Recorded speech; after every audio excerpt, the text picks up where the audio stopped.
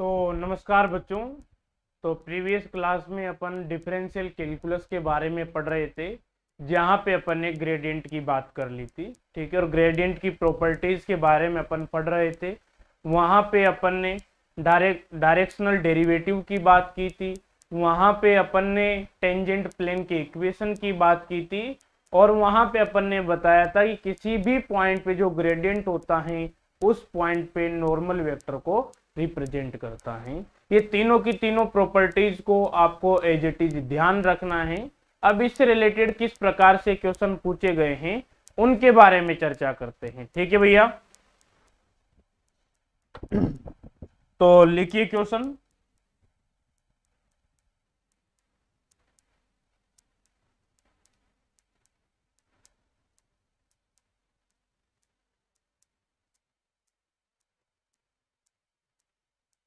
Calculate the gradient for scalar function x.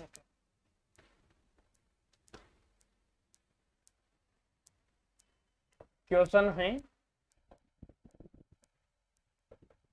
Calculate the gradient calculate the gradient for scalar function. और आपको generalise are की power यहाँ पे 5 बराबर लिख दिया मैंने, आर की पावर n। इसके लिए अपन चर्चा करेंगे। ठीक है भैया, इसका आपको ग्रेडियंट कैलकुलेट करना है। मैं पहले ही बता दिया था आपको कि जो ग्रेडियंट कैलकुलेट किया जाता है वो एक स्केलर फंक्शन के लिए कैलकुलेट किया जाता है। After calculation of gradient for any scalar function, जो आपको क्वांटिटी मिलती है वो एक वेक्टर क्वांटिटी मिलती है। ठीक है, तो वी नो दैट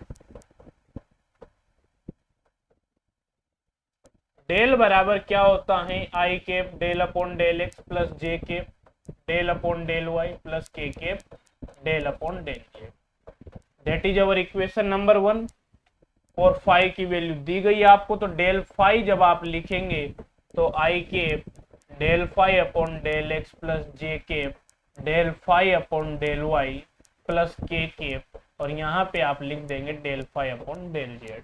इसमें आपको कोई कंफ्यूजन नहीं होना चाहिए। That is our equation number 2। सबसे पहले अपन del phi upon del x calculate कर लेंगे, फिर अपन del phi upon del y calculate कर लेंगे, फिर अपन del phi upon del z calculate कर लेंगे। तो आइए बात करते हैं।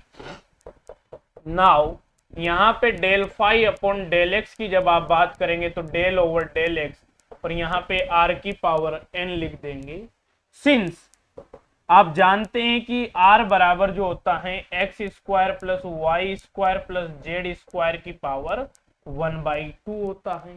तो आर की पावर एन की बात अगर आप करते हैं तो यहाँ पे कितना आ जाएगा, n/2 आ जाएगा। X square plus Y square plus z square की पावर n/2। इस पूरे की पावर 1/2 आएगी तो आप जानते हैं पावर आपस में मल्टीप्लाई हो जाएगी, n इंटू 1/2 n/2 आ जाता है।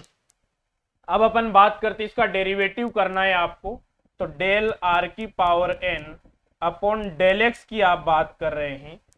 ठीक है, किसी को कोई कंफ्यूजन नहीं होना चाहिए।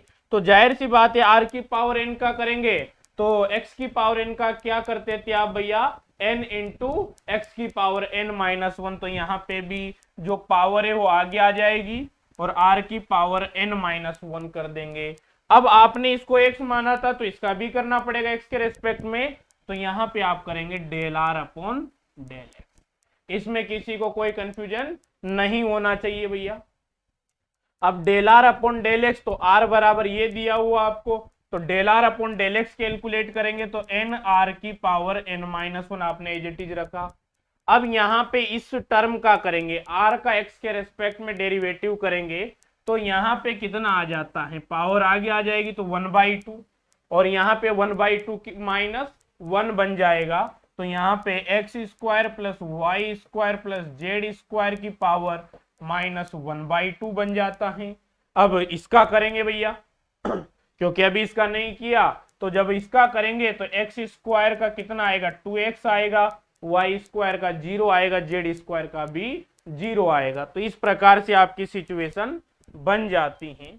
तो डेल आर की power n upon del x की जो वैल्यू है वो n आर की पावर n माइनस वन, ये 2 से यहाँ पे 2 कैंसिल हो जाता है, यहाँ पे पावर -1/2 नीचे जाएगा तो पावर 1/2 हो जाएगी, दैट मीन्स r बन जाएगा।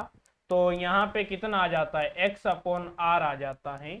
और ये बात हमेशा ध्यान रखेंगे, del r upon del x जो होता है इसकी वैल्यू x अपॉन r होती है, del r upon del y जो होता है उसकी वैल्यू y अपॉन r होती है। ये कैलकुलेशन अगर आप याद रखते हैं तो एग्जाम के दौरान आपको दिक्कत नहीं आती है। ठीक है भैया, तो इस प्रकार से लिख दिया और इसको फाइनली आप लिख देंगे n, ये r ऊपर जाएगा तो r की पावर -1 बनेगा, आधार समान होती है तो पावर ऐड हो जाती है, तो nx r की पावर n-2 आ जाता है। इसमें किसी को कोई कंफ्यूजन नहीं होना चाहिए। सिमिलरली यहाँ पे डेल y आप लिखेंगे तो उसकी वैल्यू ny r की पावर n-2 लिखी जाएगी, डेल r की पावर n, यहाँ पे nz n-2 लिखी जाएगी। ठीक है भैया, देन यहाँ पे अपन बात करते हैं बच्चों, आप ग्रेड 5 कैलकुलेट कर रहे थे तो आई कैप nx r की power n-2 plus j cap ny r की power n-2 plus k cap nz r की पावर n-2, इस प्रकार से आप लिख देते हैं। n r की पावर -2 को बाहर निकाल लेते हैं तो डेल फाई बराबर, यहां से आपने n r की पावर n-2 को बाहर निकाल लिया तो यहाँ पे एक्स आई के प्लस वाई जे के प्लस जेड के बच जाता है, जिसे आप आर वेक्टर से रिप्रेजेंट कर देते हैं। तो ये फाइनल वैल्यू आ जाती है जनरलाइज। अब आपके एग्जाम में अलग अलग वैल्यूज के लिए पूछा जा सकता है, जैसे यहाँ पे आर की पावर n है, यहाँ पे 5 को हटा देता हूँ एक बार के लिए मैं, और यहाँ पे r की पावर n है। अगर आप यहाँ पे n बराबर 1 रखते हैं तो यहाँ पे n बराबर 1 आ जाएगा, r की पावर -1 आ जाएगा, r वेक्टर आ जाएगा, तो r वेक्टर अपॉन r के बन जाएगा। जाहिर सी बात है अगर आप r यहाँ पे r का ग्रेडियंट लेते हैं तो वो क्या आएगा भैया, r के पी आएगा। इसमें तो किसी को कोई कंफ्यूजन होना ही नहीं चाहिए, यहाँ से भी वही वैल्यू आ रही है। तो यहाँ पे डिफरेंट वैल्यूज के लिए आप कैलकुलेट कर लीजिए, ध्यान से देखिएगा। केस यहाँ पे अप्लाई करते अपन केस फर्स्ट, इफ n बराबर 1, अगर अपन n बराबर 1 की बात करते हैं तो यहाँ पे डेल r आता है और ये 1 r की power -1 r vector upon r लिखा जाता है।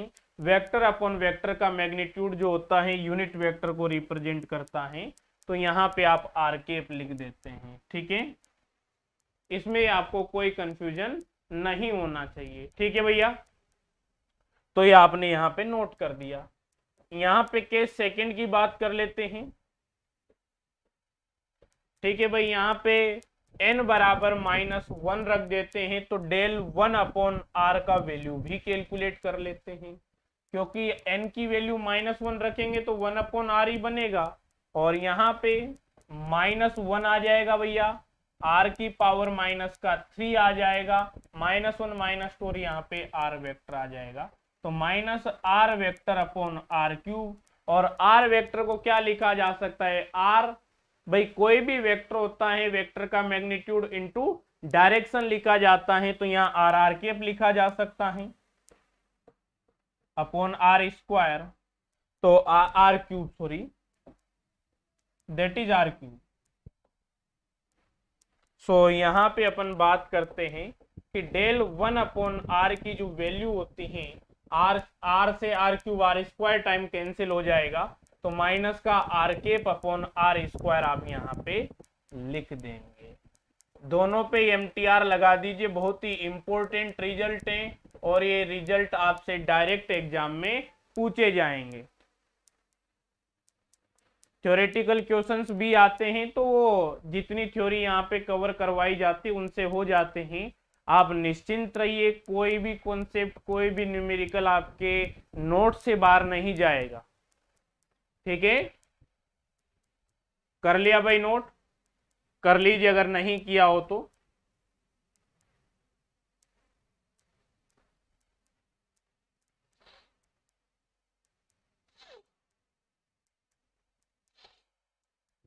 कर लीजिए नोट।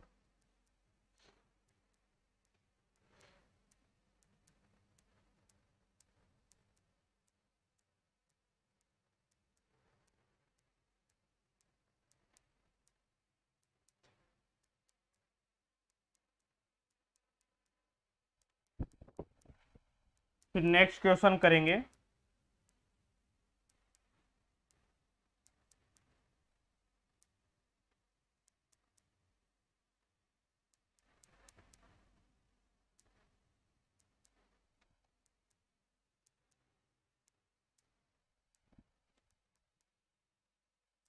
और आपको असाइनमेंट भी दे दिया जाएगा, जैसे फीस जमा हो जाएगी असाइनमेंट प्रोवाइड करवा दिए जाएंगे।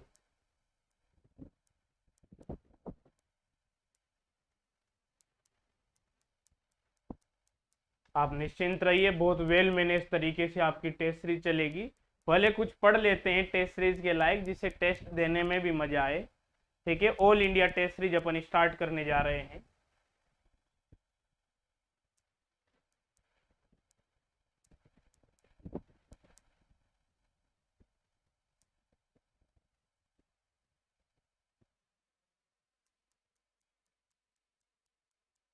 हाँ, जो असाइनमेंट का सिस्टम होगा आपको करने के लिए दिया जाएगा, जो आपको नहीं आएंगे आपके डाउट्स को यहीं पे डिस्कस कर लिया जाएगा। ठीक है, मैं वन बाय वन डिस्कस करता हुआ चलूंगा, जिसमें डाउट होगा उस पे प्रॉपर तरीके से अपन यहाँ पे डिस्कशन कर लेंगे। ठीक है, बट अभी कुछ कंटेंट तो होना चाहिए उसके लिए, अभी थोड़ा पढ़ते हैं फिर आपको प्रोवाइड कराएंगे। तो डेल 1/r बराबर माइनस का r cap upon r square लिख लिया है आपने। और आर एंट्रेंस वाले ध्यान रखिए, अब सभी एग्जाम से आप फ्री हो चुके हैं, एक दो यूनिवर्सिटीज के एग्जाम में एक दो दिन में वो भी कंप्लीट हो जाएंगे। तो आर एंट्रेंस के प्रॉपर पढ़ाई चालू कर दीजिए भाई। ठीक है, तो डेल 1/r की वैल्यू माइनस का r cap upon r square आ जाती है। नेक्स्ट क्वेश्चन लिखिए।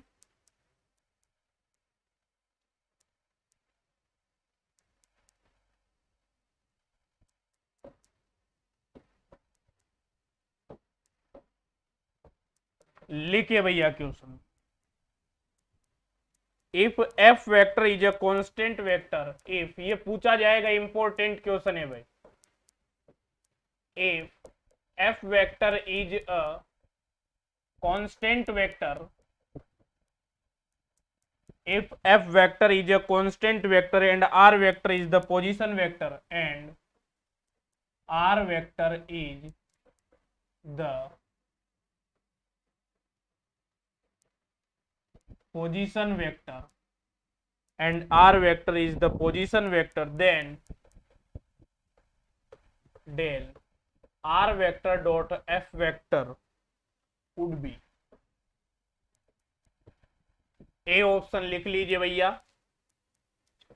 डेल डॉट आर वेक्टर, यहाँ पे एफ वेक्टर लिखा, बी ऑप्शन लिख लीजिए, ये एफ वेक्टर आ गया, सी ऑप्शन लिख लीजिए भैया, डेल डॉट एफ वेक्टर, और ये आर वेक्टर आ गया,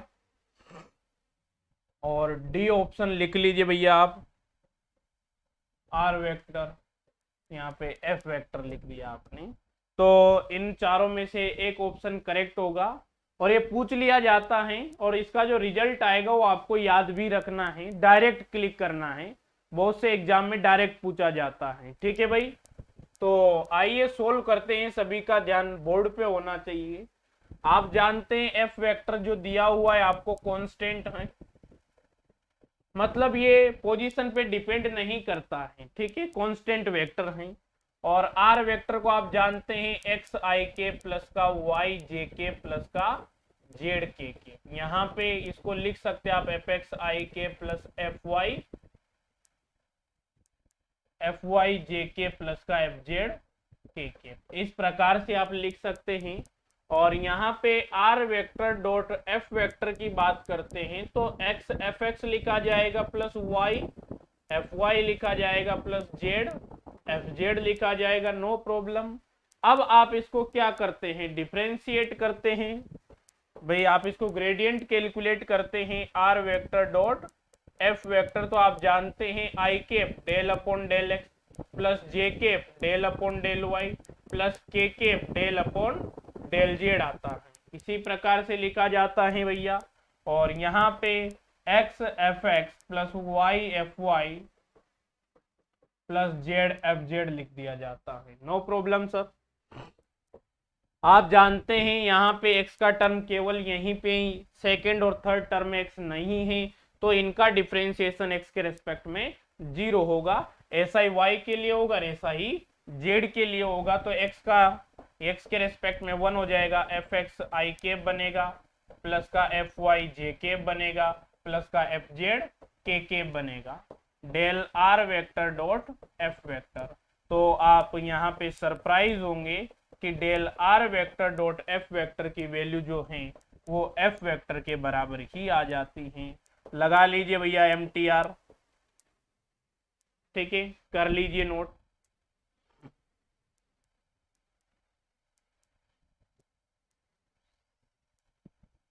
और आपको जान के खुशी होगी कि ये क्वेश्चन जो है एमएससी एंट्रेंस एग्जाम में ही पूछा गया है, ये आईआईटी जेम 2012 में पूछा गया था। यहाँ पे लिख भी सकते हैं आप, जेम 2012 में पूछा गया था।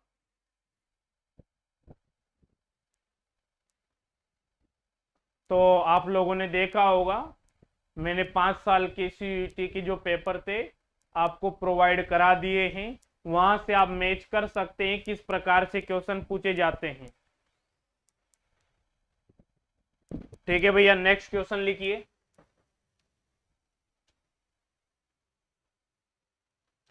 इफ ए वेक्टर, जो कि गेट में पूछा गया है, गेट 2013 में, if a vector and b vector are constant vectors, are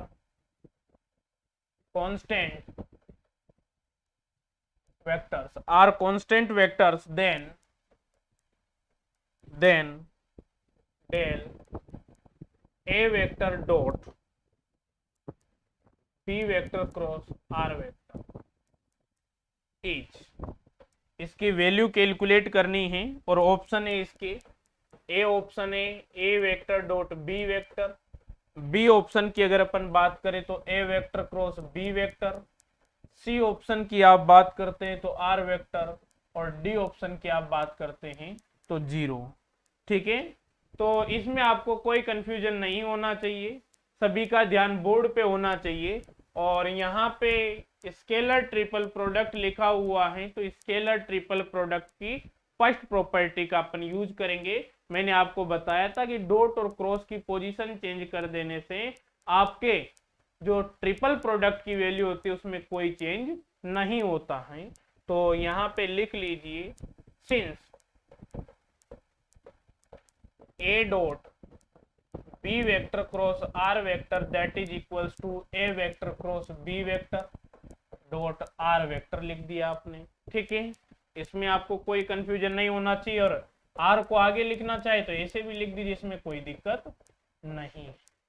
ठीक है भैया, क्योंकि डॉट प्रोडक्ट एक कम्यूटेटिव प्रॉपर्टी का फॉलो करेंगे। तो del a vector dot B vector cross r vector ऐसा लिखा हुआ है, इसके स्थान पे आप क्या लिख देंगे, डेल ये लिख देंगे r vector dot a vector cross B vector लिखा हुआ है। आपको दिया हुआ है कि ए एंड बी दोनों के दोनों कांस्टेंट वेक्टर हैं, दो कांस्टेंट वेक्टर का आपस में क्रॉस प्रोडक्ट करेंगे तो एक नया कांस्टेंट वेक्टर आ जाएगा, मान लीजिए वो सी वेक्टर आ जाता है। और यहाँ पे आर वेक्टर है, तो r vector dot f vector के केस में आपने क्या बताया था, एफ आएगा, तो यहाँ पे भी क्या आएगा, ए वेक्टर क्रॉस बी वेक्टर आएगा। That is your answer. कितना आसान क्वेश्चन था। अगर आपको प्रॉपर्टीज आती हैं तो आपको सोल्व करने की जरूरत भी नहीं पड़ेगी, इजीली आप इनको कैलकुलेट कर सकते हैं, देखते ही टिक कर देंगे। और सीयूटी में भी देख लेते हैं उसमें किस प्रकार के प्रश्न पूछे गए हैं।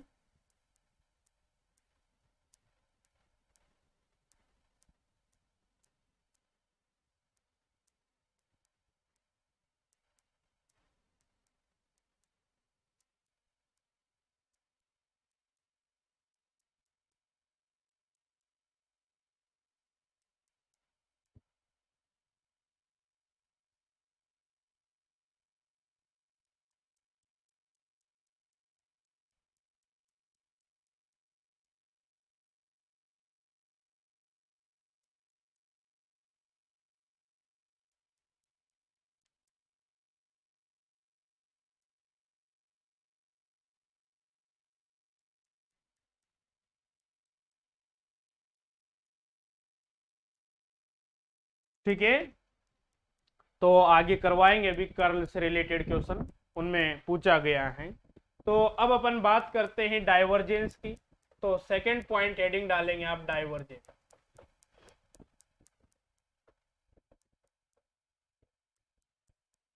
ठीक है, तो डाइवर्जेंस के बारे में बात करते हैं कि डाइवर्जेंस ऑफ ए वेक्टर जो लिखा जाता है इसको किस प्रकार से लिखा जाता है। यहाँ पे आपने लिखा i cap del upon del x plus j cap del upon del y plus k cap del upon del z, और यहाँ पे लिखा आपने ए एक्स आई के प्लस का ए वाई जे के प्लस का ए जेड के कैप आपने लिखा। तो यहाँ पे डाइवर्जेंस ऑफ ए वेक्टर को आप लिखते हैं आई कैप डॉट आई कैप 1 हो जाता है, तो डेल ए एक्स अपॉन डेल एक्स आप लिखेंगे plus del a y upon del Y लिखेंगे प्लस का del a z upon del Z लिखेंगे। इस प्रकार से डाइवर्जेंस डिफाइन किया जाता है। लगा लीजिए एमटीआर। आपको बताएंगे डाइवर्जेंस का ज्योमेट्रिकल मीन क्या होता है, इसका फिजिकल मीन क्या होता है, इन सब चीजों के बारे में भी चर्चाएं करेंगे। बट मोटे मोटे तौर पे डाइवर्जेंस को इस प्रकार से लिखा जाता है। ठीक है, इसमें किसी को कोई कंफ्यूजन नहीं होना चाहिए। और आपको मैं यहाँ पे एग्जाम्पल भी बता देता हूं। जैसे एग्जाम्पल की बात करते सिंपली डेरिवेटिव ही आप देख रहे हैं, यहाँ पे फर्स्ट डेरिवेटिव ही लिख रहे हैं। चर्चा कर रहे हैं अपन डिफरेंशियल कैलकुलस की, तो डेरिवेटिव टर्म्स का ही बार बार यूज कर रहे हैं। अलग अलग तरीकों से उनको अलग अलग सिस्टम में बोला गया है। कभी आप उनको ग्रेडियंट बोलेंगे, कभी डाइवर्जेंस बोलेंगे, कभी कर्ल बोलेंगे, सबके अपने अपने रीजन्स हैं। ठीक है, यहाँ पे एग्जाम्पल की बात करते जैसे पॉजिटिव चार्ज है अपना, इस पॉजिटिव चार्ज से फील्ड ऑफ लाइंस निकलेगी। ठीक है, तो जाहिर सी बात है इस प्रकार से यहां से फील्ड ऑफ लाइंस निकल रही हैं।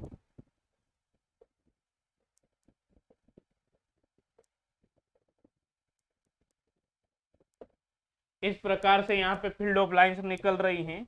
तो यहाँ पे डाइवर्जेंस ऑफ ई वेक्टर जो होगा पॉजिटिव होगा, नॉन जीरो होगा।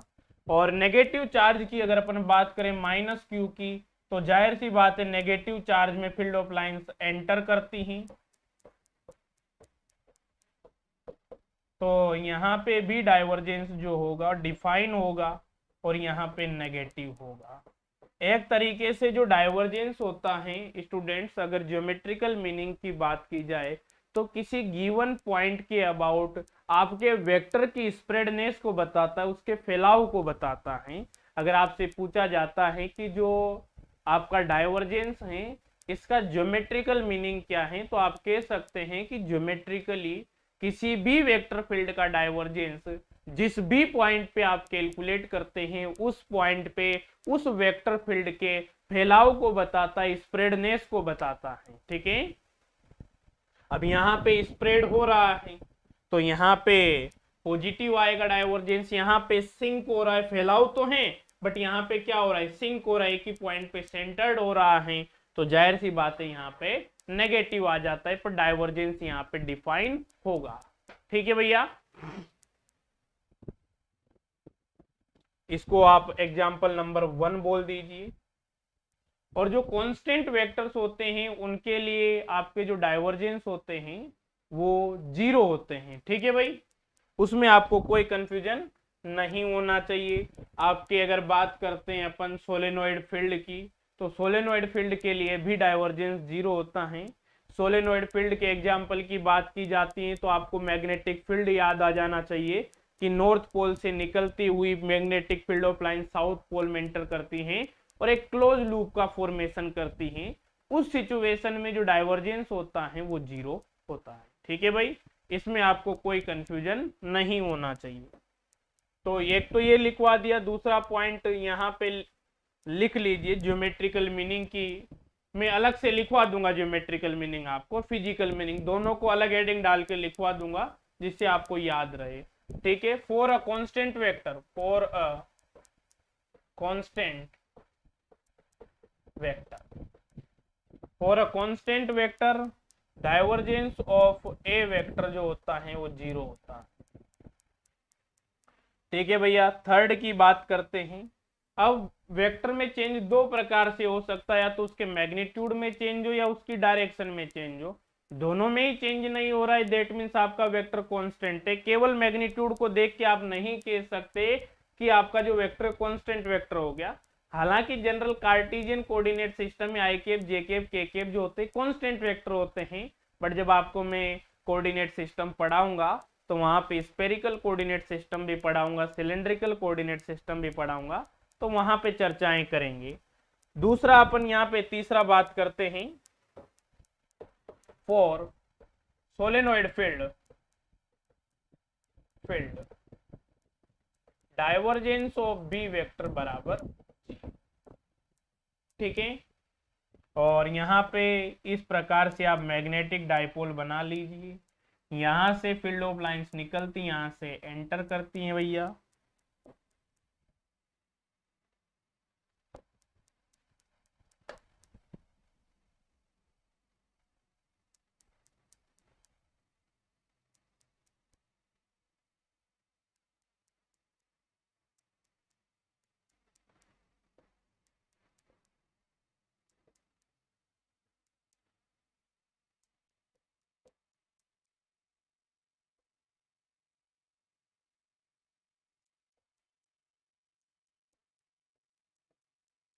ठीक है, तो यहाँ पे इस प्रकार से मैग्नेटिक फील्ड ऑफ लाइंस होती हैं।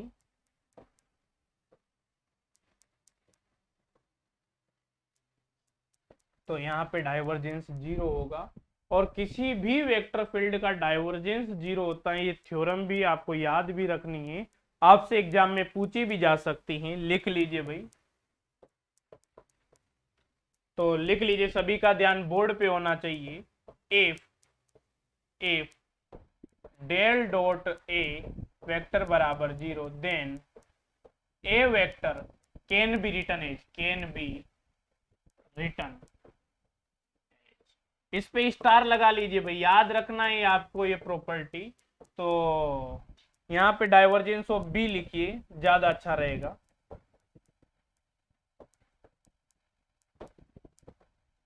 जिससे आप रिलेट कर पाएंगे, क्योंकि यहां से इसी को आप रिलेट कर लेंगे। तो आप बी वेक्टर बराबर क्या लिखते हैं, कर्ल ऑफ ए वेक्टर। तो क्या होता है, ध्यान से सुनेंगे। कोई भी वेक्टर फील्ड हुआ, अगर उसका डाइवर्जेंस 0 है तो उस वेक्टर फील्ड को आप किसी अनदर वेक्टर फील्ड के कर्ल के रूप में लिख सकते हैं। डेल क्रॉस ए को कर्ल बोला जाता है, जिसके बारे में चर्चा अपन अभी करेंगे। ठीक है, तो कर लीजिए भाई नोट।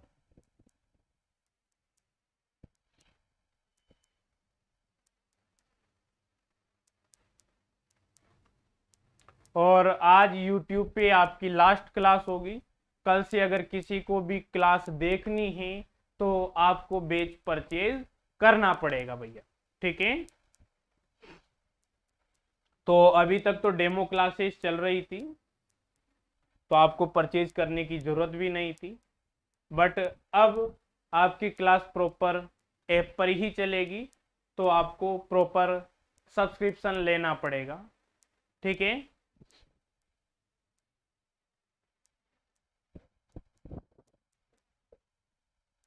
तो बी वेक्टर बराबर कर्ल ऑफ ए आ जाता है। यहाँ पे फिफ्थ अपन ज्योमेट्रिकल मीन की बात कर लेते हैं।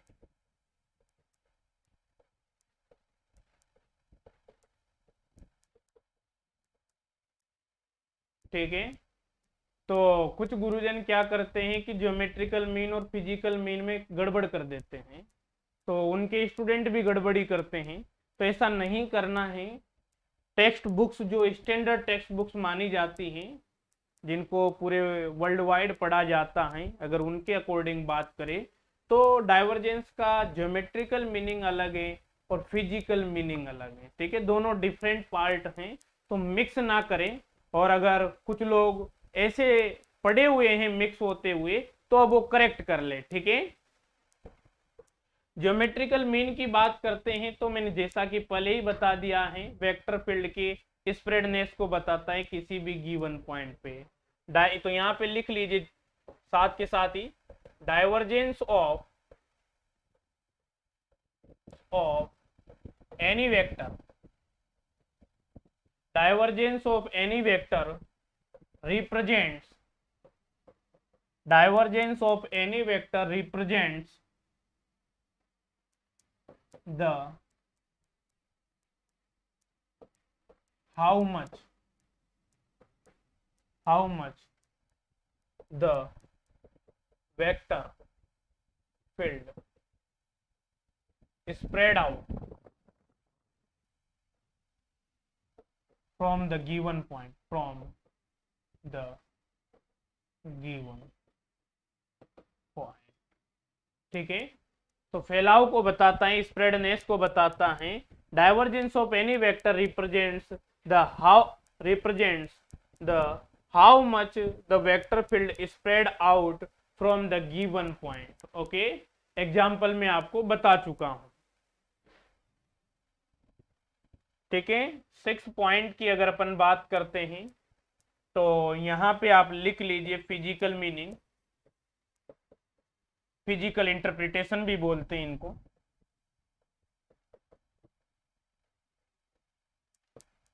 तो बात कर लेते हैं फिजिकल मीनिंग की, भौतिक सार्थकता को समझाते हैं।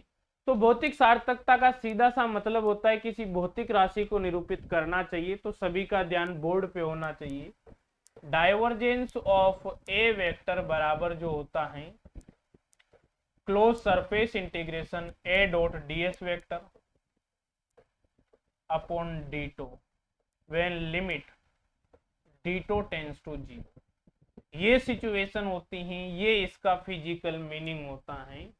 तो क्या होता है कि जो किसी भी वेक्टर फील्ड का डाइवर्जेंस होता है, तो अगर अपन यहाँ पे वॉल्यूम को यूनिट कर दे तो उस यूनिट वॉल्यूम से निकलने वाले फ्लक्स के इक्वल होता है। तो यूनिट वॉल्यूम के लिए किसी भी वेक्टर फील्ड का डाइवर्जेंस जो होता है उस यूनिट वॉल्यूम से निकलने वाले फ्लक्स को रिप्रेजेंट करता है। ठीक है भैया, तो ये इसका फिजिकल मीनिंग है। कभी भी आपसे पूछा जाता है तो इसी प्रकार से आपको जवाब देना है। हो सकता है इंटरव्यूज में आपसे इन चीजों के बारे में जिक्र कर लिया जाए इन फ्यूचर अगर आप अप्लाई करते हैं रिसर्च सेंटर के लिए। तो डाइवर्जेंस ऑफ ए वेक्टर बराबर limit d2 tends to 0 close surface integration a dot ds। जो एक close surface integration a dot ds होता है, ये फ्लक्स को रिप्रेजेंट करता है। जब मैं आपको इंटीग्रल कैलकुलस पढ़ाऊंगा तो वहां पे समझाऊंगा ये सब चीजें। ठीक है भैया, तो ये याद भी रखना है आपको, लगा लीजिए भैया MTR। ये इसका फिजिकल मीनिंग हो गया। ठीक है, तो अब इससे रिलेटेड कुछ न्यूमेरिकल्स कर लेते हैं, किस प्रकार से यहाँ से क्वेश्चन पूछे जाते हैं। सबसे पहला अपना एग्जाम्पल वही r⁴n वाला ही है, तो लिख लेते हैं भाई।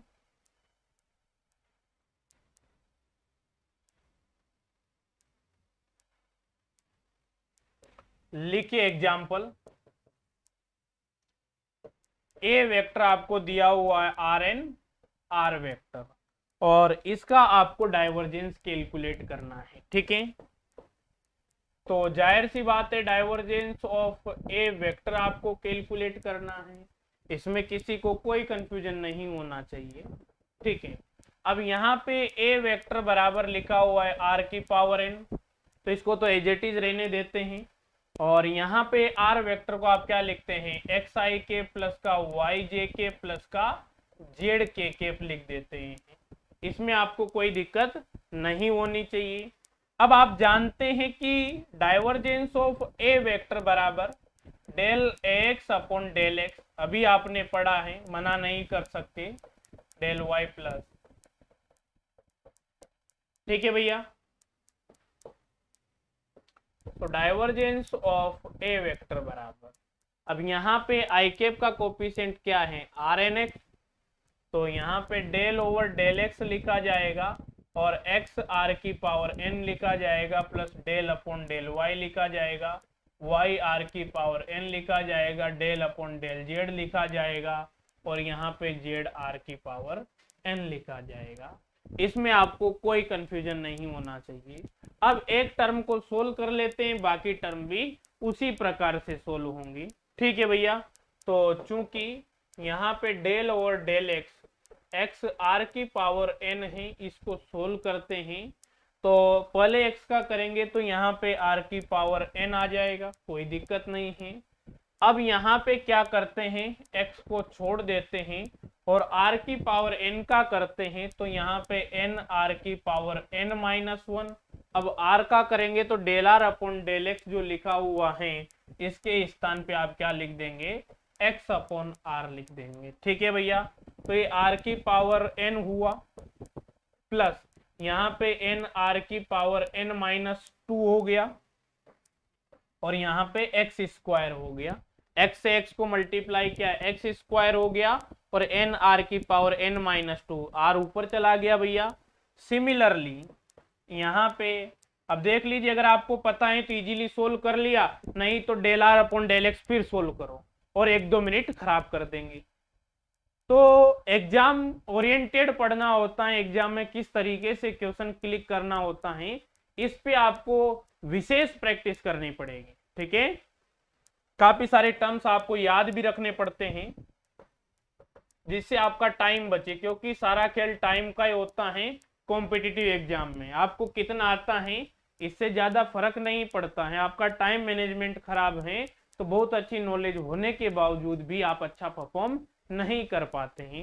अच्छी नॉलेज होना आपके लिए प्लस पॉइंट है, साथ ही साथ टाइम मैनेजमेंट आपका बहुत बढ़िया है, तो आपके बहुत अच्छे रिजल्ट आएंगे, ठीक है। और यहाँ पे del upon del y, y r की पावर एन है तो आर की power n plus n are की power N minus two, y square लिखते हैं del upon del z, z r की पावर एन, यहाँ पे आर की power n plus n are की पावर एन माइनस टू और यहाँ पे जेड स्क्वायर लिख देते हैं, ठीक है भैया।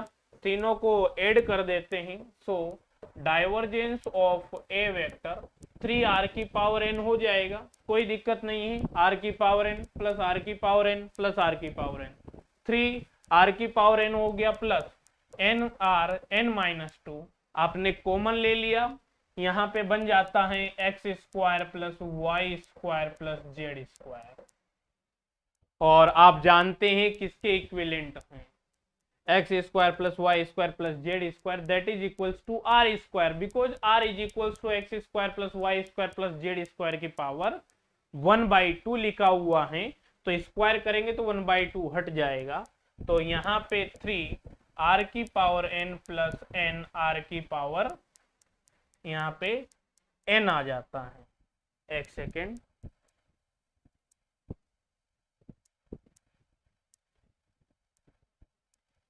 जी बिल्कुल सही है, तो यहाँ पे n प्लस 3 और r की पावर n आ जाता है, that is equals to divergence of r की पावर n r वेक्टर, इसकी वैल्यू आ जाती है।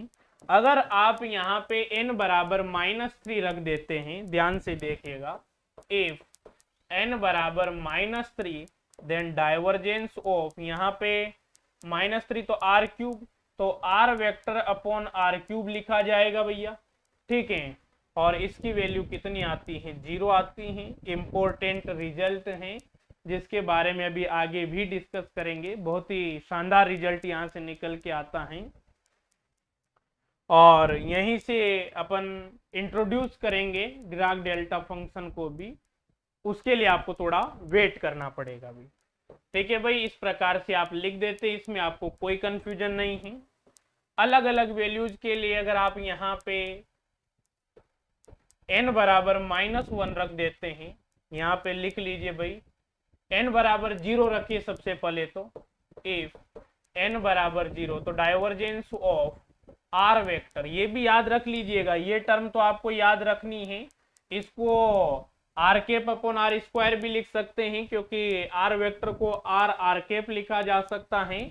तो यहाँ पे divergence of r cap upon r square बराबर 0, ये भी आपको याद होना चाहिए भैया। डाइवर्जेंस ऑफ आर वेक्टर यहाँ पे n बराबर 0 लिखा, r की पावर 0 1 हो गया तो 3 आता है। और आप देख सकते हैं कि एक्स आई के प्लस वाई जे के प्लस जेड के केप से करके देख लीजिए, 1 + 1 + 1 3 ही आएगा। तो ये भी याद कर लीजिए भैया।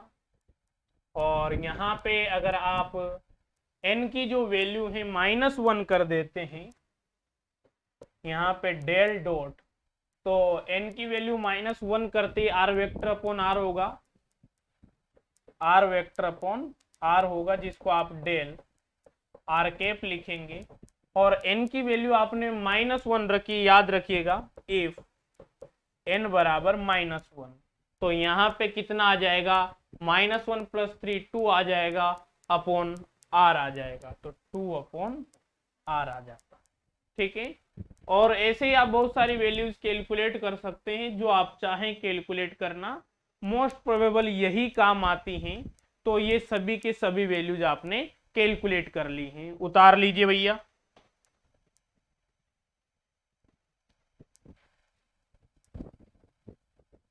कर लीजिए नोट।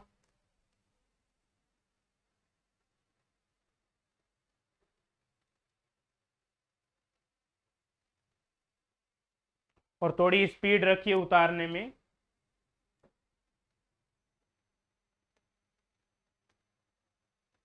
तो कल आपकी सॉलिड स्टेट फिजिक्स की क्लास लगी थी, जिसमें डॉक्टर लोकेश कुमार जांगीर सर ने बहुत ही शानदार तरीके से पढ़ाई, एक एक चीज को क्लियर करते हुए। और जैसा सर पढ़ाते जा रहे हैं उसको उसी वे में पढ़ते जाइए। साथ ही साथ लिखाने से ज्यादा जो शब्द वो आपके लिए बोलते हैं, उन शब्दों को ध्यान से सुना कीजिएगा। हालांकि आपको कुछ शब्द समझ में न भी आए तो चिंता नहीं करना है, वो फ्यूचर की सोच के पढ़ाते हैं कि इन फ्यूचर आप इन इन टर्मिनोलॉजीज को पेश करेंगे। कि कोई भी सब्जेक्ट जब वो स्टार्ट करते हैं तो पूरे इंट्रोडक्शन के साथ स्टार्ट करते हैं। तो बहुत सी बार अपना बीएससी बैकग्राउंड अगर कमजोर रह जाता है तो अपन उन चीजों के बारे में भूल जाते हैं। तो उसके बाद ऐसे घबराना नहीं, शर्म तो जानते ही नहीं, कोई बात नहीं, वो एक इंट्रोडक्शन था, सब्जेक्ट का इंट्रोडक्शन था। सब्जेक्ट में तो वही पढ़ेंगे जो आपके सिलेबस में आएगा, पर इंट्रो तो धमाकेदार होना चाहिए भाई। होता क्या है कि आप घबरा जल्दी जाते हैं, तो ऐसा आपके साथ नहीं होना चाहिए। जितना हो सके सीखने की कोशिश करना है। और अगर सर टाइम कम देते हैं लिखने के लिए, वैसे तो प्रॉपर टाइम देते हैं, बट जब पहले पहले बार आप पढ़ना प्रारंभ करते हैं तो फ्रीक्वेंसी मैच नहीं हो पाती हैं। तो आप क्या करेंगे, बता देंगे सर को कि थोड़ा सर टाइम दे दिया कीजिएगा, क्योंकि ऑनलाइन बैच में आपके ही रिस्पॉन्स पे डिपेंड करता है। कर लिया होगा नोट भैया। आइए आगे बढ़ते हैं और नेक्स्ट क्वेश्चन करते हैं डाइवर्जेंस पे ही। लिखिए क्वेश्चन जो कि गेट 2002 में पूछा गया था। A vector a vector is equals to 5x plus 2y, 5x plus 2y, यहाँ पे i केप लिखा, प्लस यहाँ पे 3y minus 2, 3y minus Z है बच्चों, 2 नहीं है, माइनस जेड जे के प्लस 2x माइनस ए जेड के। Is solenoidal, is solenoidal, is solenoidal कहने का सीधा सा मतलब है कि इस वेक्टर फील्ड का डाइवर्जेंस जीरो है। If the constant A has a, if the constant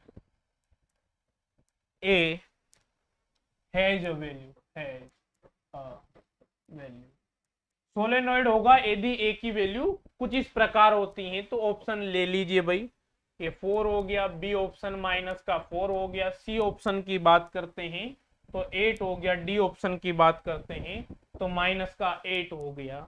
ठीक है भैया, अब लिख लीजिए यहाँ पे सॉल्यूशन की बात करते हैं। तो डाइवर्जेंस ऑफ ए की वैल्यू जीरो करनी है आपको। तो यहाँ पे डेल आई कैप का कोफिशिएंट ax होगा, जे कैप का कोफिशिएंट ay होगा, के कैप का कोफिशिएंट az होगा। Del ax upon del x तो यहाँ पे 5 आएगा, plus del ay upon del y यहाँ पे 3 आएगा, और यहाँ पे माइनस का a आ जाएगा बराबर 0। तो a बराबर 8 आ जाएगा। इस प्रकार के प्रश्न आपसे पूछे जा सकते हैं। ठीक है, क्लियर हो गया भैया?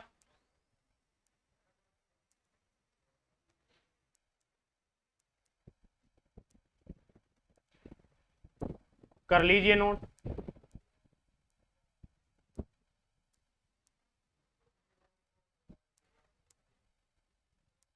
बढ़े आगे। अब अपन कर्ल के बारे में पढ़ते हैं। इन पे और ज्यादा जो न्यूमेरिकल आते हैं वो फंडामेंटल थ्योरम के साथ मिक्स होके आते हैं। तो आप निश्चिंत रहिए, बाकी मैं असाइनमेंट प्रोवाइड करवा दूंगा कल, तो आपको उसमें क्वेश्चंस मिल जाएंगे। ठीक है, तो आइए बच्चों नेक्स्ट थर्ड पॉइंट की बात करते हैं। तो थर्ड पॉइंट हेडिंग डालिए कर्ल।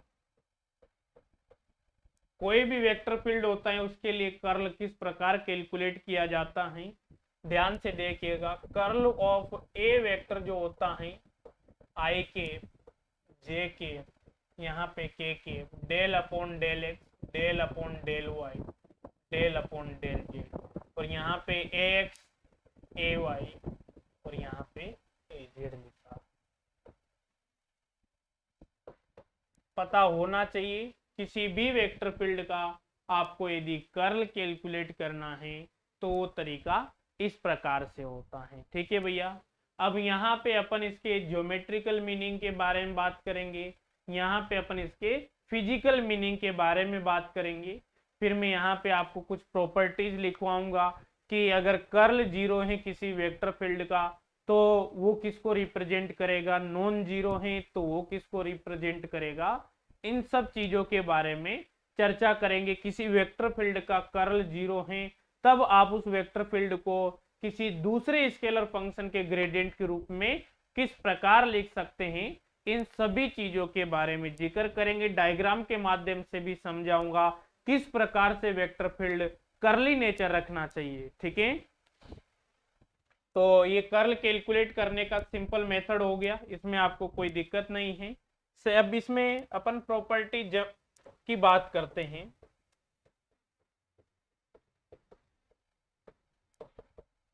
प्रॉपर्टीज की बात करते हैं, फर्स्ट प्रॉपर्टी की बात करते हैं। अगर किसी वेक्टर फील्ड का कर्ल जीरो है दैट मीन्स वो वेक्टर फील्ड जो होता है इरोटेशनल वेक्टर फील्ड होता है, या आप यूं भी कह सकते हैं कि किसी वेक्टर फील्ड का कर्ल जीरो है तो वो फील्ड कंजर्वेटिव होता है। कंजर्वेटिव टेस्ट करना होता है आपको। तो if curl of A vector बराबर zero then A vector is equals to, arrow लगा के लिखिए, a vector is irrotational vector, और ओब्लिक लगा के लिख देंगे कंजर्वेटिव वेक्टर फील्ड।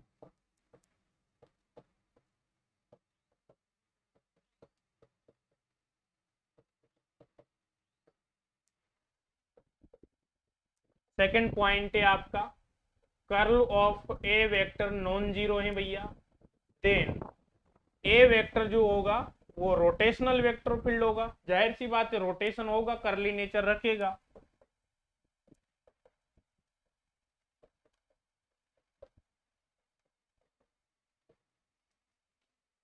ठीक है। और इसके एग्जाम्पल की अगर मैं बात करूं, सेकंड पॉइंट में एग्जाम्पल बना लीजिए आप। जैसे कोई भी यहाँ पे वेक्टर फील्ड है, ये आपका एक्स एक्सिस हो गया, ये वाई एक्सिस हो गया, और ये परपेंडिकुलर बाहर की ओर आपकी जेड एक्सिस हो गई। ठीक है। और यहाँ पे इस प्रकार से रोटेशन है, वेक्टर फील्ड इस प्रकार से है।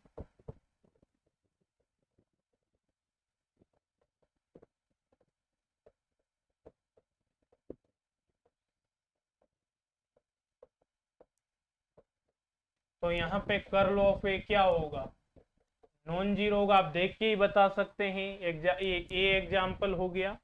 और यहाँ पे बी एग्जाम्पल की बात करते हैं तो इस प्रकार से कोई वेक्टर फील्ड है आपका।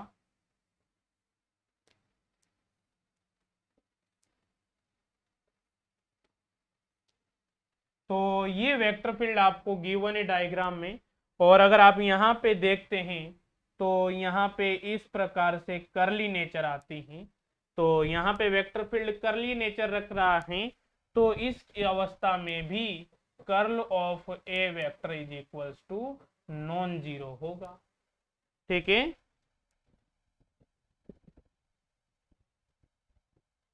क्लियर है भैया? तो लिख लीजिए भाई।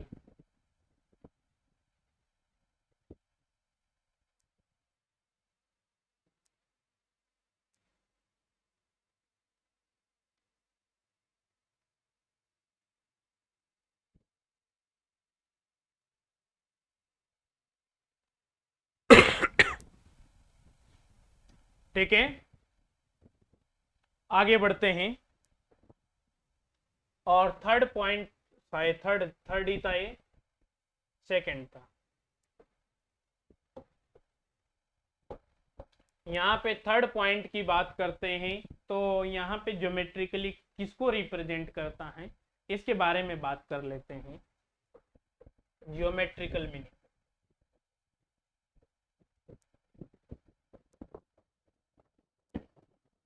ठीक है। तो ज्योमेट्रिकल मीनिंग में सीधी सी किसी भी पॉइंट के अबाउट रोटेशन को रिप्रेजेंट करता है। How much your vector field have curl nature around that point. So यहाँ पे लिख लीजिए, curl of A vector represents how much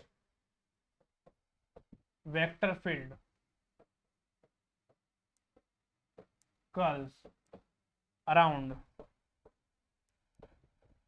curl नहीं लिखना चाहे तो rotation, how much vector field rotate around that given point, around that.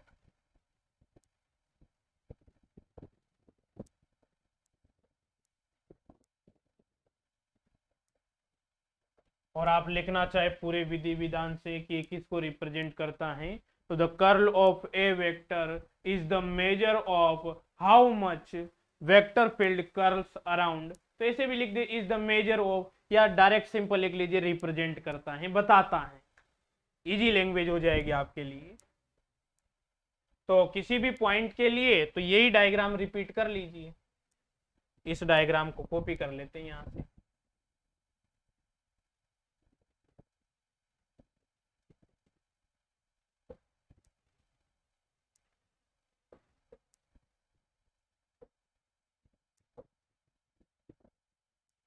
तो यहाँ पे इस पॉइंट के अराउंड वेक्टर फील्ड की, कौन से पॉइंट के अराउंड, इस पॉइंट के अराउंड कर्ली नेचर दिखा रहा है। ऐसे नहीं दिखाना चाहें तो ऐसे दिखा दीजिए भैया।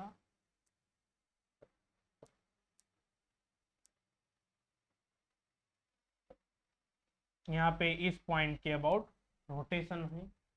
और सिंपली आप समझना चाहते हैं तो एक बाउल लीजिएगा या बड़ा सा कंटेनर कुछ भी ले लीजिए, या बोतल ले लीजिएगा, जो भी आप लेना चाहें अपनी सुविधा के अनुसार, और उसके नीचे होल क्रिएट कर दीजिएगा। आप देखेंगे कि उससे जो वाटर निकल रहा होगा वो रोटेट होके निकल रहा होगा उस होल से हल्का सा रोटेशन रखेगा वो। ठीक है। क्लियर हो गया। आइए अब फिजिकल मीनिंग के बारे में बात कर लेते हैं। फोर्थ पॉइंट,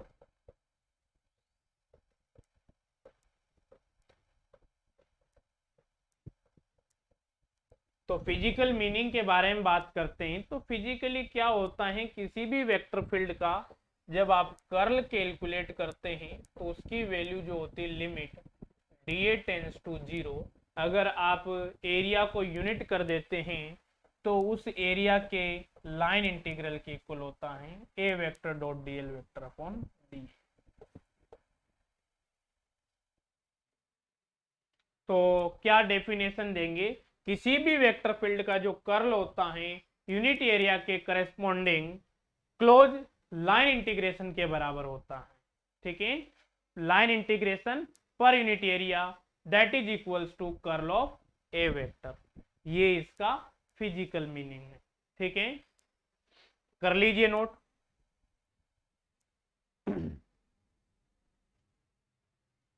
और समझ में तो आ रहा है ना भाई, कमेंट करके बता दिया करो। ठीक है,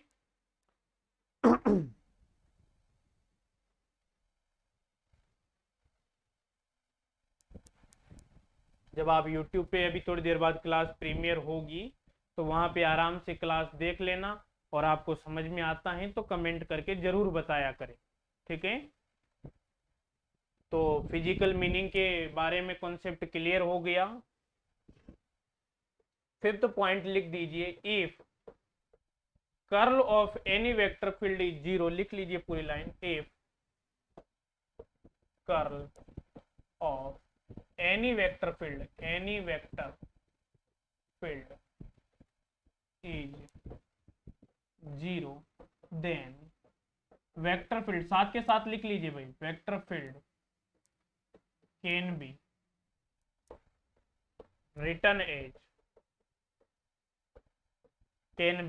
written as the gradient of a scalar function। ठीक है भैया, इसमें आपको कोई कंफ्यूजन नहीं होना चाहिए। तो यहाँ पे एग्जाम्पल के रूप में सबसे आपका प्यारा एग्जाम्पल इलेक्ट्रोस्टैटिक इलेक्ट्रिक फील्ड, और इलेक्ट्रोस्टैटिक इलेक्ट्रिक फील्ड का कर्ल 0 होता है because it is conservative. Okay, so यहाँ पे ई वेक्टर को आप पोटेंशियल की फॉर्म में लिखते ही याद कीजिएगा माइनस का डेल वी या फाइव जिसे भी आप लिखना चाहें, तो ई वेक्टर बराबर माइनस का क्या आ जाता है, डेल वी आ जाता है। इस प्रॉपर्टी को भी आप याद रखेंगे, इंपॉर्टेंट है, या यूं कहें तो इनको थ्योरम्स बोलते हैं जो कि हमेशा ट्रू होती हैं।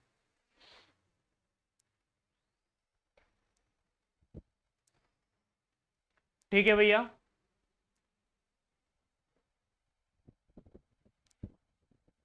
तो आइए न्यूमेरिकल करते हैं।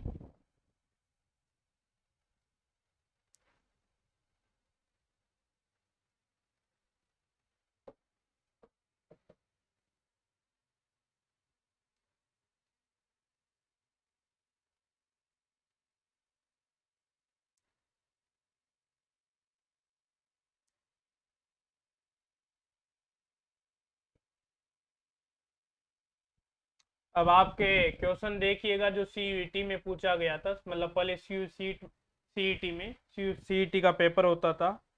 If a vector is such that, if a vector is such that curl of A vector बराबर 0, मैं कह रहा था नोट्स में से ही आएंगे, कर्ल ऑफ ए वेक्टर बराबर 0, then A vector is called.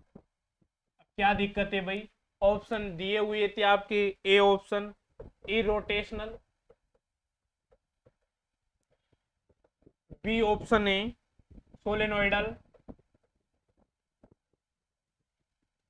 C option है आपका रोटेशनल, डी ऑप्शन है आपका rotational and solenoidal both, rotational and solenoidal.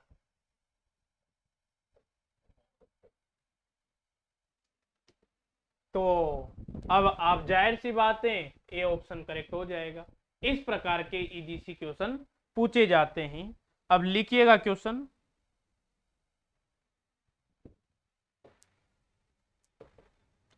Calculate the curl if a vector बराबर आर एन आर वेक्टर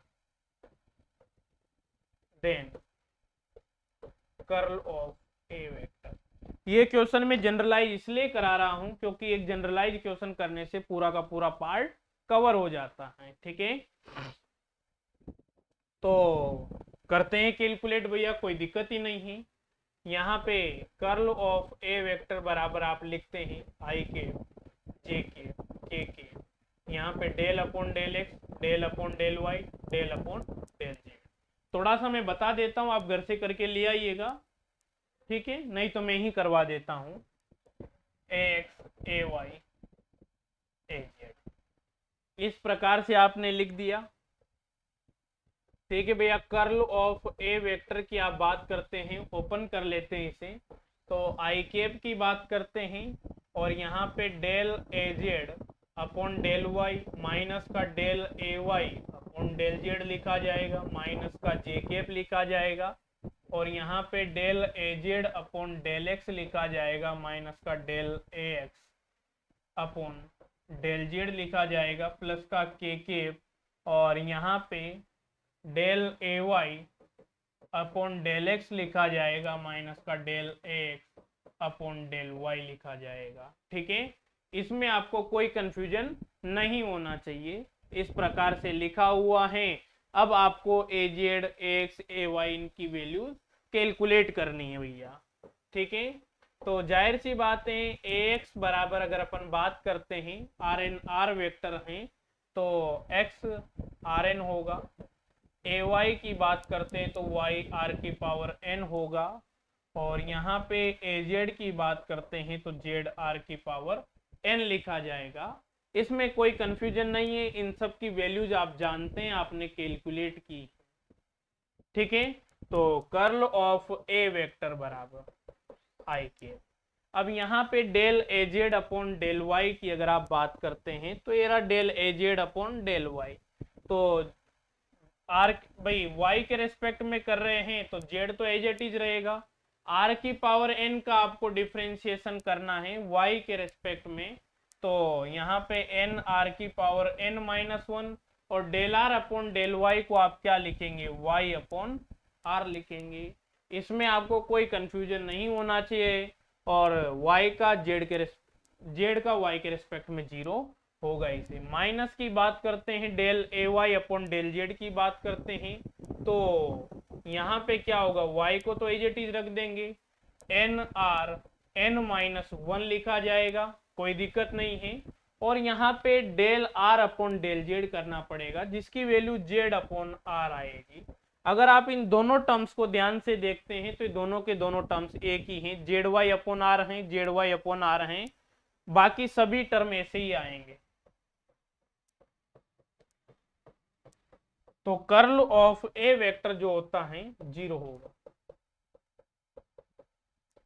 तो इससे आप समझ सकते हैं कि जो आपका पोजीशन वेक्टर टाइप का फंक्शन होता है R N R vector function होता है, इसके लिए कर्ल का वैल्यू जो होता है जीरो आता है। ठीक है भैया, इसमें आपको कोई दिक्कत नहीं होनी चाहिए। ठीक है, कर लीजिए नोट।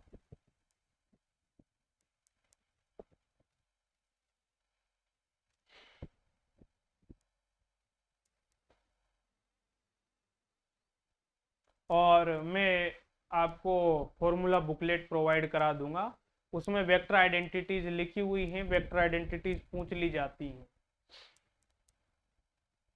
एक दो बेसिक में लिखवा दूंगा, बाकी 10-12 वेक्टर आइडेंटिटीज हैं।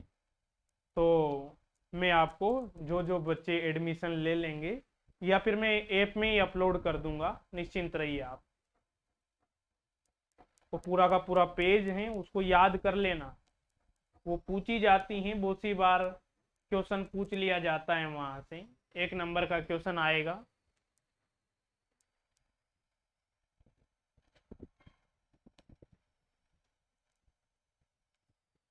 ठीक है भैया, तो यहाँ पे अपन बात करते हैं नेक्स्ट।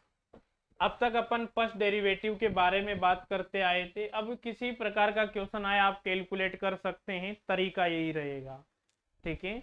बाकी क्वेश्चंस आपको सीट के माध्यम से प्रोवाइड करवा दिए जाएंगे, ठीक है। तो ध्यान से मेरी बात सुनेंगे कि मैथमेटिकल फिजिक्स में अपन ने अभी तक फर्स्ट डेरिवेटिव के बारे में बात कर ली थी। अब अपन सेकंड डेरिवेटिव के बारे में बात करेंगे। तो अपन थर्ड पॉइंट तक पढ़ चुके थे। अब क्या होता है डियर स्टूडेंट, सभी का ध्यान बोर्ड पे होना चाहिए कि आपको सेकंड डेरिवेटिव करना है। सबसे पहले आपने क्या किया, कोई एक स्केलर फंक्शन लिया और उसका आपने क्या कर दिया, ग्रेडियंट कैलकुलेट कर लिया। अब एक वेक्टर क्वांटिटी आ गया और ये फर्स्ट डेरिवेटिव की बात कर ली। ध्यान से सुनिएगा, इस तरीके से कोई नहीं पढ़ाता है, डायरेक्ट लाप्लासियन ऑपरेटर पढ़ा देते हैं। मेरा तरीका थोड़ा डिफरेंट है, टाइम कंज्यूमिंग है, बट नॉलेज गेन करने वाला है। आपको जो भी टॉपिक पढ़ेंगे कहीं कभी भी दिक्कत नहीं आएगी, ठीक है। तो पहले आपने क्या किया, कोई स्केलर फंक्शन लिया, उसका ग्रेडियंट ले लिया, फर्स्ट डेरिवेटिव आपने डिफाइन कर दिया। अब एक वेक्टर क्वांटिटी है, वेक्टर क्वांटिटी है तो इसके लिए दो पॉसिबिलिटीज पॉसिबल है यहाँ पे। या तो आप डाइवर्जेंस कैलकुलेट कर लीजिए या फिर आप यहाँ पे कर्ल कैलकुलेट कर लीजिए। तो एक पॉसिबिलिटीज तो ये है कि डेल डॉट डेल टी, एक पॉसिबिलिटीज ये बन जाती है और एक पॉसिबिलिटी यहाँ पे बन जाती है कर्ल ऑफ डेल टी। और ये एक थ्योरम है, फंडामेंटल थ्योरम है ये। तो यहाँ पे ये रिजल्ट आपको याद रखना पड़ेगा कि कर्ल ऑफ डेल टी की जो वैल्यू होती है हमेशा 0 होती है, क्योंकि डेल टी से क्या आएगा, एक नॉर्मल वेक्टर आएगा जिसकी नेचर क्या होती है, स्ट्रेट लाइन नेचर होती है। और कर्ल किसको रिप्रेजेंट करता है, रोटेशन को रिप्रेजेंट करता है। स्ट्रेट लाइन का रोटेशन का तो दूर दूर तक कोई नाता नहीं है। फिर अपन बात करते हैं तो अपने ग्रेडियंट की बात कर ली। किसी वेक्टर फंक्शन का अपन ने डाइवर्जेंस लिया, फर्स्ट डेरिवेटिव डिफाइन कर दिया, डाइवर्जेंस ले लिया, दैट मीन्स ये क्वांटिटी अब स्केलर आएगी। और स्केलर क्वांटिटी के लिए एक ही पॉसिबिलिटी है कि उसका आप क्या ले ले, ग्रेडियंट ले ले, ठीक है। इससे कुछ बनता नहीं है, बट एक पॉसिबिलिटी ये भी बनती है, आपसे एग्जाम में पूछी जा सकती है, ठीक है। नेक्स्ट अपन बात करते हैं यहाँ पे, अगर आपने किसी वेक्टर फील्ड का कर्ल कैलकुलेट किया तो कर्ल कैलकुलेट करते हैं तो आपको एक वेक्टर क्वांटिटी मिलती है कर्ल कैलकुलेट करने के बाद। और इस वेक्टर क्वांटिटी के लिए दो पॉसिबिलिटीज हैं, या तो यहाँ पे डाइवर्जेंस डिफाइन किया जाए, ठीक है, ये यहाँ पे कर्ल डिफाइन किया जाए। ये दो पॉसिबिलिटीज यहाँ पे बनती हैं, इनमें आपको कोई दिक्कत नहीं होना चाहिए, ठीक है भैया। तो आइए आगे बढ़ते हैं, कर्ल ऑफ ए वेक्टर, इसके बारे में चर्चा करेंगे।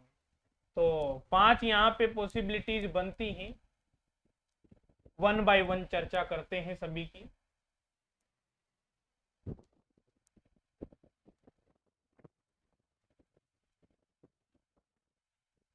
ठीक है भाई, तो आइए सेकेंड डेरिवेटिव के बारे में यहाँ पे एरो लगा के लिखेंगे। सेकेंड डेरिवेटिव, पॉइंट नंबर 4 की बात करेंगे तो यहाँ पे डाइवर्जेंस ऑफ ग्रेडियंट, ठीक है। तो ध्यान से देखेंगे सभी, आपने डाइवर्जेंस लिया डेल टी, इसको आप डेल स्क्वायर टी लिखते हैं, ठीक है।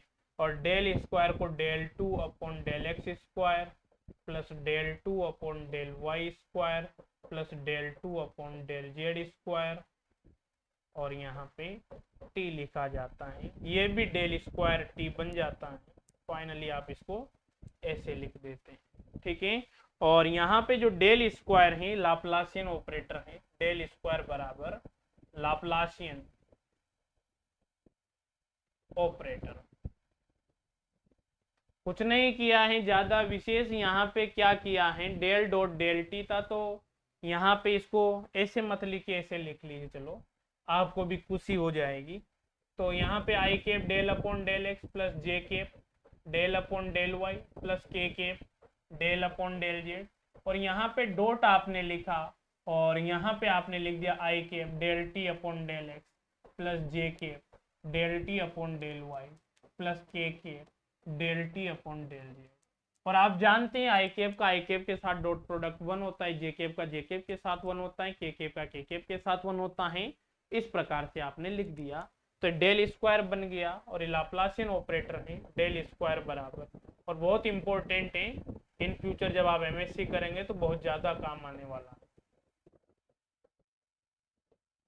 लगा लीजिए भैया एमटीआर। और यहाँ पे आपको कोई भी फंक्शन दे दिया जाएगा, जैसे एग्जाम्पल की बात कर लेते हैं, यहाँ पे आपको दे दिया जाता है t बराबर X square plus Y square plus का जेड स्क्वायर।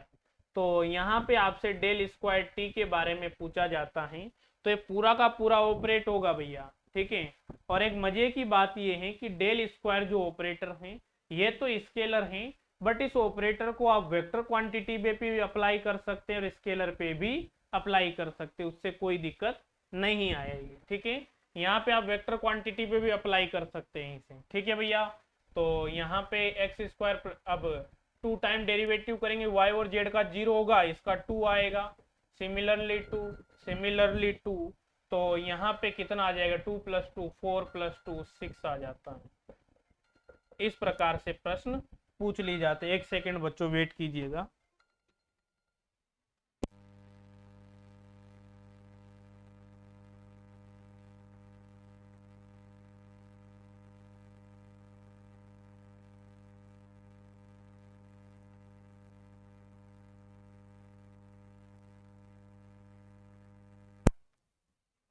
ठीक है भैया, तो del square T is equals to 6 आ जाता है, इसमें किसी को कोई दिक्कत नहीं होनी चाहिए। इस प्रकार से आपसे प्रश्न पूछे जा सकते हैं। सेकंड पॉइंट की अपन बात करते हैं। यहाँ पे आपने डाइवर्जेंस ले लिया, अब जाहिर सी बात है यहाँ पे कर्ल ऑफ ग्रेडियंट ऐसे लिखा जाएगा, कर्ल ऑफ ग्रेडियंट, ठीक है। तो कर्ल ऑफ डेल फाई लिख देते हैं, इसकी वैल्यू 0 होती है, लगा लीजिए एमटीआर, ठीक है। थर्ड पॉइंट की बात करते हैं, तो यहाँ पे डाइवर्जेंस कैलकुलेट करेंगे तो कर्ल उसका ग्रेडियंट ही आएगा, ग्रेडियंट ऑफ डाइवर्जेंस,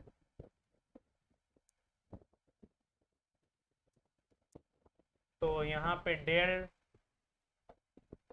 और डेल डॉट, यहाँ पे ए वेक्टर हो गया, इस प्रकार से डिफाइन किया जाता है। और ये बराबर नहीं होता है, नॉट इक्वल टू होता है डेल डॉट डेल फाई के, ठीक है। ये बराबर नहीं होते हैं दोनों। ये कोई ऐसी नई विशेष फिजिकल क्वांटिटी नहीं देता है जिसका अपन को जिक्र करने की जरूरत पड़े, बट पॉसिबिलिटी बनती आपसे पूछा जा सकता है। फोर्थ पॉइंट की अगर अपन बात करते हैं, तो यहाँ पे डाइवर्जेंस ऑफ, सॉरी हाँ, डाइवर्जेंस ऑफ यहाँ पे कर्ल, तो del dot curl of A vector, इसकी जो वैल्यू होती है ये भी 0 ही होती है। ये भी आपको याद रखनी पड़ेगी कि किसी भी वेक्टर फील्ड का आपने कर्ल कैलकुलेट किया तो उसका अगर आप डाइवर्जेंस कैलकुलेट करते हैं तो वैल्यू 0 आती है, ठीक है। ये इंपॉर्टेंट है। और फिफ्थ आप बात करते हैं कर्ल ऑफ कर्ल,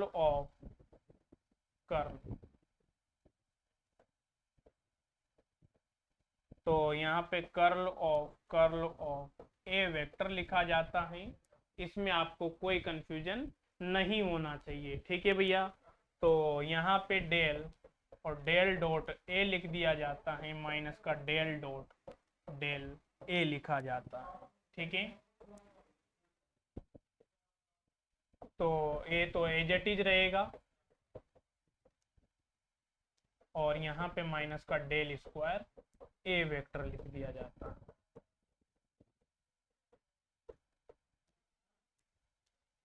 ठीक है। तो ये भी आपको याद रखना है। और ये आपकी डिफरेंशियल कैलकुलस कंप्लीट होती हैं। कल हो सकता है मेरी क्लास आपको शाम को लगे, वो मैं आपको इन्फॉर्म कर दूंगा किसी कारणवश। ठीक है, तो ये आपको यहाँ तक पढ़ना है। ठीक है, कल मैं आपके कोऑर्डिनेट सिस्टम ये कंप्लीट कर दूंगा। तो एक तरीके से वेक्टर अलजेब्रा कल कंप्लीट हो जाएगी। नेक्स्ट क्लास से अपन मैट्रिक्स स्टार्ट कर देंगे। ठीक है, राधे राधे।